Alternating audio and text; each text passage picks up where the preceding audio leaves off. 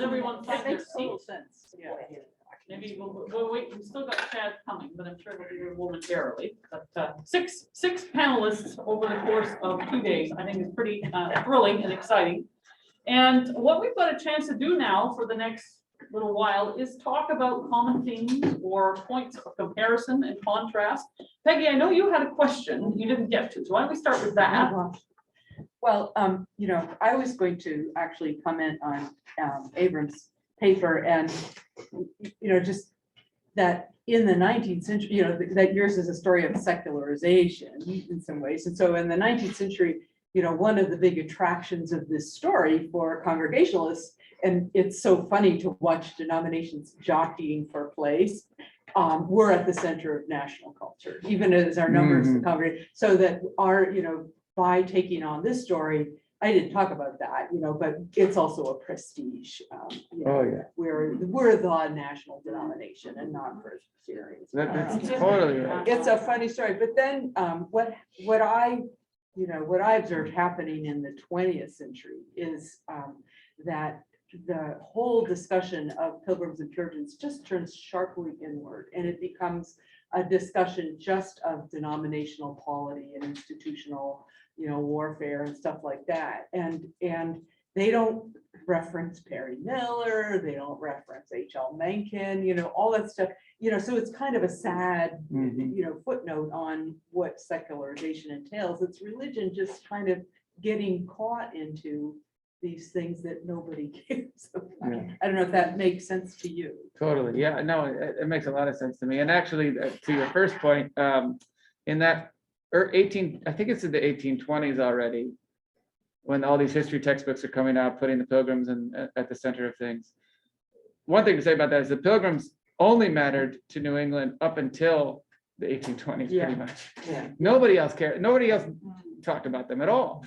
And then you start getting these textbooks. Daniel Webster. Yeah, and Daniel Webster is the big voice that makes them. In 1820, on the 200th anniversary, he's the first guy to really say, "Hey, this is our national story. It's not a regional story." But what happens? I think in the 1820s already, New England is only 10% of the population. If I have that right, I might need to check on that. But it's pretty quickly a dwindling economic and population center. And again, the presidents are all coming out of Virginia, one after another. So they're saying, how do we matter here? Yeah, very much so. And you know, and Congregationals in 1820 still the established religion of Massachusetts. Yeah. So you know, it's very much entwined. But there is this kind of funny, you know, bandwagon effect, you know, that I observed all, you know, Baptists try for a while to claim the Puritans, and they're like, no, you're not, you know. And then Presbyterians say, well, we're kind of, because no, you're not. Congregations swat everybody away until it's no longer a prize to be won. Yeah. It's We're gonna go round that way because otherwise there's a cable in your. Yes. Sorry. That's fine. That's perfect. No, that's great. So here we are, you know, 2 days in and lots of different presentations.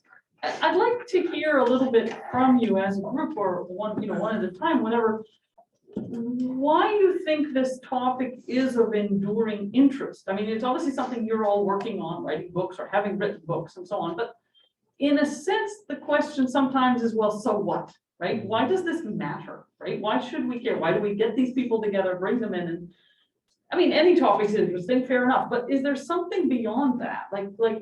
I mean, Matt, you're writing a major work on this. Can you express sort of why this is significant? Why this matters? Like hear from Matt and from Adrian, because you're the two writing books, you know, right now, kind of thing. Yeah, I mean, well, I can just comment on some of the things that I've thought about a lot while writing, and as I talk to people about it. You know, the debate's going on in America right now over America's origins and its meaning. You know, debates over monuments and the 1619 project and what America's really about. So often those debates are fueled by ignorance, you know, and so often they just play into this, what I mentioned yesterday, you know, either turning people into heroes or vilifying them. And I just think that's not helpful. So I think from a national perspective, we could use, and that, you know, I'm trying to write a more broadly accessible narrative to get people to engage these things, because academics can write about them with nuance, but how much does that actually get out? And then in addition to that, for Christians in particular, Christians have all sorts of ideas about the way their faith has impacted America or has played out in America, and those are often just as ignorant. We like to think the best, of our tradition. So, and, Congregationalist scruples notwithstanding, I think most American Reformed people and most American evangelicals, to a certain extent, identify the Puritans as their forebears in some sense or another. And so I think they care about these things because it forces them to come to grips with, hey, Christianity hasn't always just led to such great and wonderful things. So. Adrian? So I was first drawn to the Puritans through their poetry. And I was fascinated by the idea of an entire society of people who wrote verse in their free time. And there are all these little scraps of verse everywhere, right? So that was the first thing I thought, oh, that's odd. Why did the kind of condensation of spiritual life and witness into verse was fascinating to me. Perry Miller got a lot of things wrong. He might have gotten a few things right. And I think one of the things that he talked about with the Puritans was this Augustinian strain of piety that tries to link the rational and the mystical. And I think that's probably true, right? They're late medieval mystics to a certain extent who are also hyper intellectual.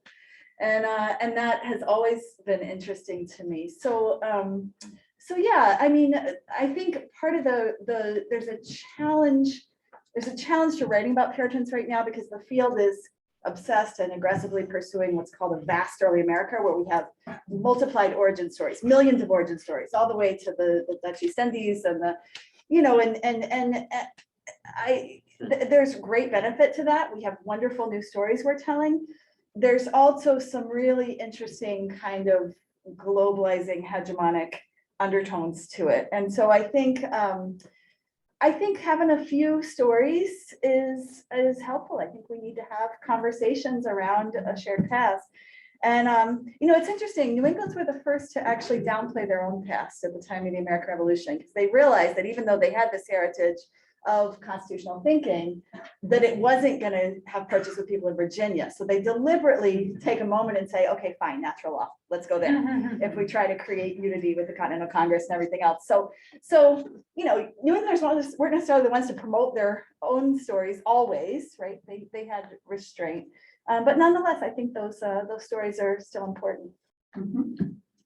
And then to Chad and Richard, so your presentations are more focused on England, right? And on people who articulated theological or important intellectual viewpoints. Can you help people feel, okay, so why does that matter when we're talking about the Puritans and their impact? Is there a way of connecting the themes that you're working on to the broader theme, right? What's the connection point? I don't know, Richard, if you want to start there.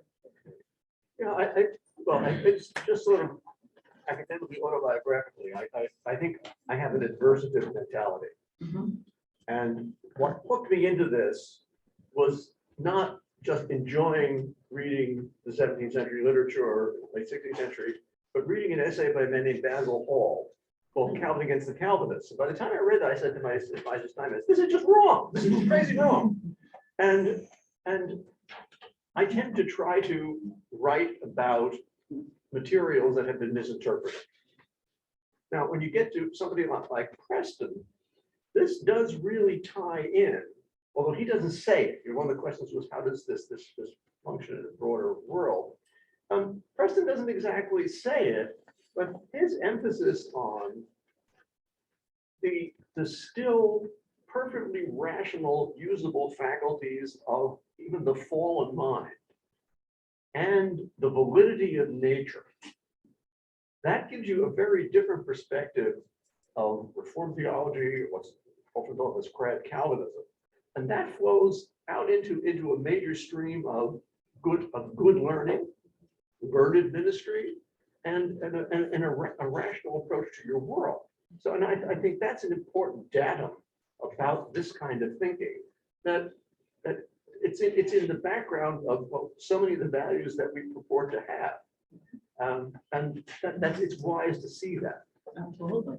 And Chad, you have some sense of connection here? So I come to Puritanism by way of a pious tradition that emphasizes the value of Puritan theology, but is not deeply informed about the breadth of Puritan writing and concerns and the contexts of Puritan history. So I teach in a fairly appreciative context with respect to post-Reformation theology in English and Puritan theology. And I end up worshiping in contexts that appreciate a lot about Puritanism. And so I feel like one of my jobs is to build lives around the titles and to humanize the people we're reading in a way that complicates the lives and narratives around me, but I think often helps people then to return to that literature with a more critical eye and at once also a more appreciative approach to the literature. They get a sense there's a wider variety of things that people cared about, struggled with, and this literature that they've been reading all along is then an outflow and a response to lives a little bit more like our own than they might have thought, and certainly messier than they thought. I think that's useful in trying to appropriate that legacy. Absolutely. Comments any of you want to make either on these topics or to each other at this point? I mean, I would say, you know, and I'm not the Puritan scholar, but there was the moment after, the Adrian's presentation and, hearing the stories about Native Americans. I always tell people, that the Puritan story and the Puritans are just sticky because they're a conundrum. You can't stop thinking, how could they do that? They're so full of paradoxes and contradictions that, and I have to say, I say this as a person who grew up a Calvinette in a Christian Reformed church, and what I appreciate about that is that it gave me so much I couldn't stop thinking about, even when like, oh no, working through things.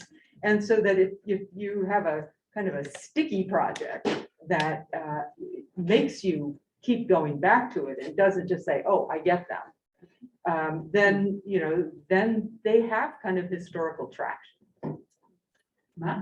Yeah, just to jump on that, if you look at New England compared to other colonies, the Puritans were very explicit about their intentions of doing anything in righteous ways, and the eyes of the world being upon them, however much they paid attention to Winthrop's speech. And so they asked to be judged about, they were judging themselves. They expected to be judged by this. They were always talking about how what they did would affect the honor of God and this, that, and the other thing. And so it's relatively rare, in colonial history to find people so self-consciously trying to do the right thing, and sometimes doing it, but then other times it leading to such disasters. And another example of that would be, for all the English colonies on the Atlantic seaboard, none of them had anything like the missionary enterprise that New England did until much later. And so that tells you something. I mean, yeah, there's lots of scholars who point out that many New Englanders didn't care about missions, and Eliot always complained about how much they didn't care about what he was doing or didn't support what he was doing. But nevertheless, they did have this endeavor going, and on Martha's Vineyard and Nantucket and other places. So if you want to look at a time when there was this very self-conscious body of Christians, really well thought out, trying to do the right thing, and yet leading to incredible tragedies, the Puritans are really compelling as a case study. So I'm obviously not disagreeing with that, but from what especially Abram was saying, does that leave out the Spanish missionary work in the Southwest? I think that'd be I don't know it as well, obviously, so I don't know how self-conscious they were about the way they would be judged and things like that. I think those are parallel case studies. And again, the English is, I think you mentioned, they very much pit themselves against the Black legend of Spain, right? Like, we are not going to do that. Yeah, And yet, yeah. Yeah, I think among the English, you're exactly right. There are, obviously Spanish have their own tragic model of missions going on. And then the other case is the French Jesuits in Canada and New England feeling very threatened by the rise of native converts to the Jesuits just on their borders. So that's an interesting, and in some ways the Jesuits are much more successful, in part because they don't require them to live in a town and cut their hair and do all this stuff. It's a very different model of but the Puritans always said, oh, they just sprinkle some water on them and call them Christian. And so it's an interesting moment there too of those competing mission works. I think that the future of comparative studies, I think, is a very important one, to see once how these look in from different perspectives. That's what I was actually sharing with some people earlier, is maybe one thing this conference does is help us see from different vantage points, right? What's actually going on here? I mean, whether it's from vantage points of Native American communities, right? From the vantage points of different missionary groups who are operating within the same world. There's a lot of richness here to explore further. Are there other questions that people haven't had a chance to ask it, whether here or online? So I think Ellen, you have. So real quick, right? Yep. Just want to say one other thing about the way this stuff matters.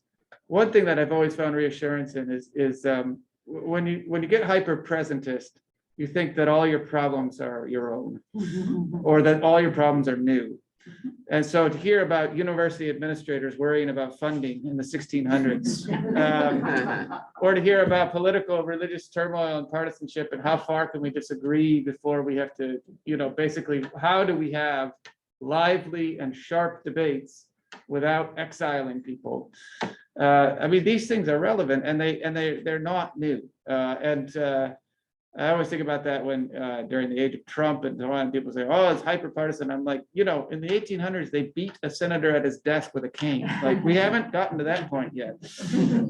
So there is, yeah, and then we did attack the Capitol. So yeah, my question was Kennedy the first president to refer to the city on a hill? It probably came from a speechwriter, but on the other hand, he was the first Catholic president. yeah, And I'm wondering if he was trying to draw in some of his absolutely. Protestant Absolutely. I opposition. talk about that in the book because Oh, I think okay. that, yeah, no, I think he was deliberately trying to say, there was a lot of worry about the Catholicism of JFK, and so he's often trying to allay those concerns. And so one of the ways of saying I'm in continuity here with American traditions is by saying I am the basically inheritor of Winthrop's call to the Puritans as a Catholic. Yeah. And so I think that was a deliberate move to sort of graft American Catholicism into American Puritanism and set himself up that way. I have to read the book.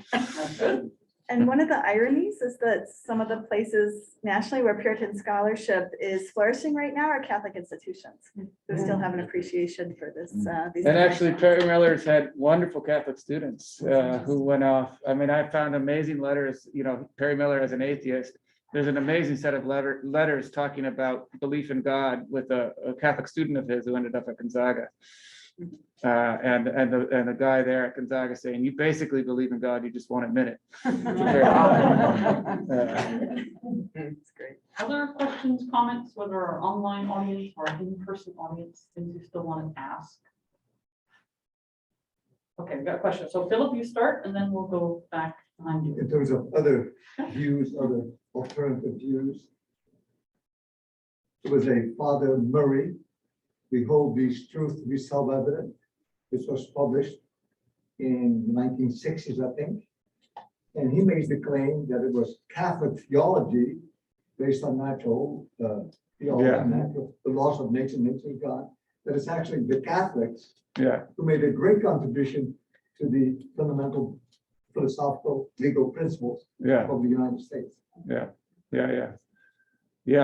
That is, it is origin stories, as we know from the 1619 projects. This is what makes them so fascinating, right? They're constantly in competition. And if it's something great that you really want to admire, you say, that was from my tradition. And if it's something terrible that you want to condemn, you say, you did that, and here's the origin of it. And so these debates go on. But I think it shows the relevance, the ongoing, why do people keep telling origin stories? Because I think origin stories do a whole lot of work in the present day, cultural work and political work. So. David?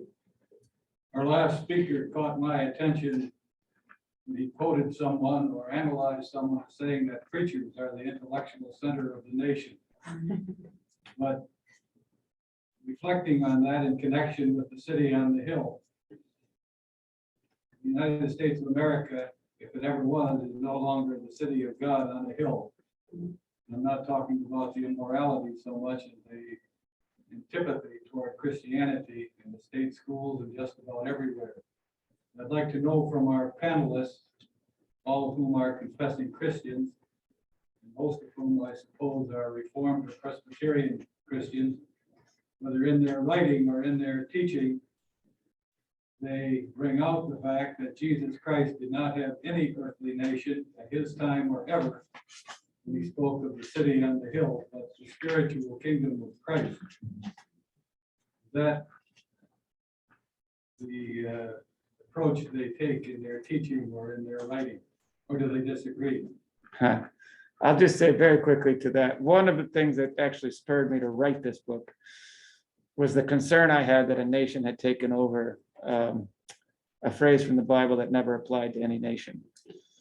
And that was worrisome to me, and worrisome to me as well about what that the Christian church had let that happen and encouraged that to happen.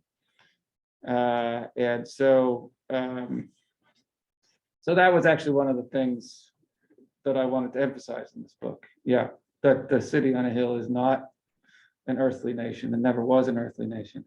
So one of the comments I make at some point is that a phrase that's 2,000 years old from a sermon 400 years old that was lost for 200 years has been used to describe the foundation of a nation that's only a little over 200 years old. And it makes no sense. And so that was part of the impetus for the book itself. Thank you. Any other questions? If not, will you please join me in thanking so much our speakers?